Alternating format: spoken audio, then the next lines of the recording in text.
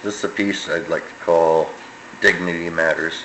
It was inspired by a video I watched the other day, which focused on feeding the homeless healthy meals while allowing them to maintain their dignity.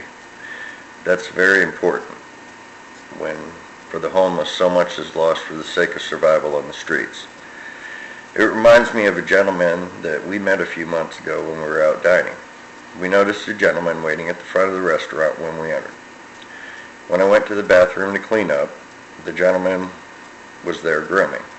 I recognized he had a backpack and we exchanged pleasantries before I went back to my seat.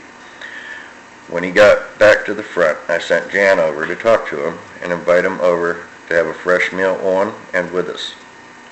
His name is Jarvis, and he was prepared to eat my scraps.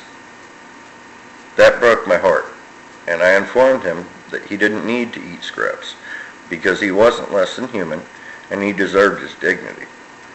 Jane told him to get a fresh plate and get whatever he wanted. His story was heartbreaking and his conversational skills were lacking.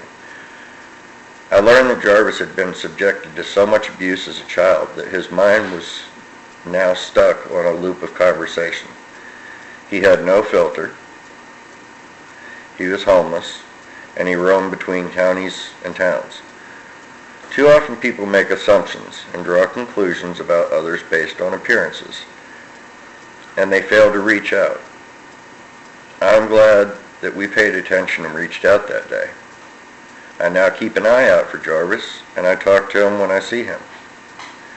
It is important that we offer our humanity when we can, and we help the less fortunate to maintain their dignity whenever we're given the chance.